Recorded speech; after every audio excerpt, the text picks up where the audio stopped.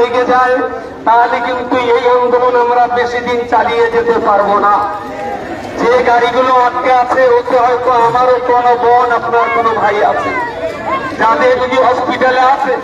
আমরাও অবরোধ করে বসেছি মাত্র 10টা মিনিটের জন্য আমাদের কষ্টের কথাটা আপনাদের বলবো, তারপরে আমরা এই অবরোধ তুলে নেব।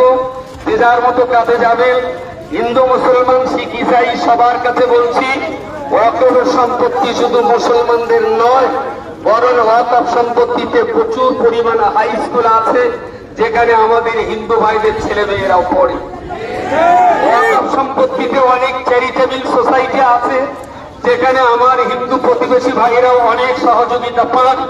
সুতরাং ওয়াকফের এই আন্দোলন আমি মনে করি এটা শুধুমাত্র মুসলমানদের আন্দোলন নয়, শান্তিকামী নিরাপত্তাকামী দেশের সংসদীয় গণতন্ত্রের প্রতি যারা আস্থা রাখেন বিশ্বাস রাখেন, এই আন্দোলন আমাদের সবারই আন্দোলন।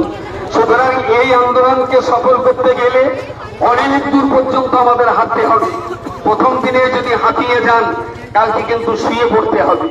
সেই জন্য গায়ের শক্তি গায়ে রেখে দীর্ঘদিন যতদিন পর্যন্ত ওয়াকফের এই বিল বাতিল না হবে ততদিন পর্যন্ত আমাদের এই আন্দোলন চালিয়ে যেতে হবে। এ ব্যাপারে আপনারা কি আমার সঙ্গে একমত আছেন? না খেয়ে আন্দোলন করতে পারবে? খান আব্দুল গফুর খানের মতন সৈনিক হতে পারবে? নেতাজি সুভাষ চন্দ্রের আজাদির ফৌজের নাম লিখিয়ে শাহাদাত বরণ করতে পারবে? আলহামদুলিল্লাহ, হাত নামান। আজকের এই মিছিল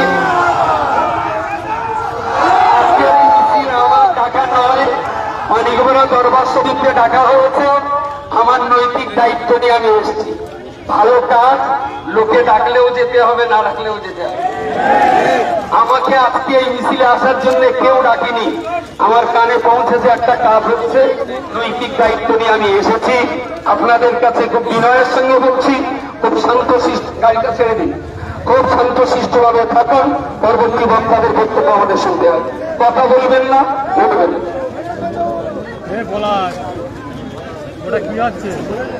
এবারে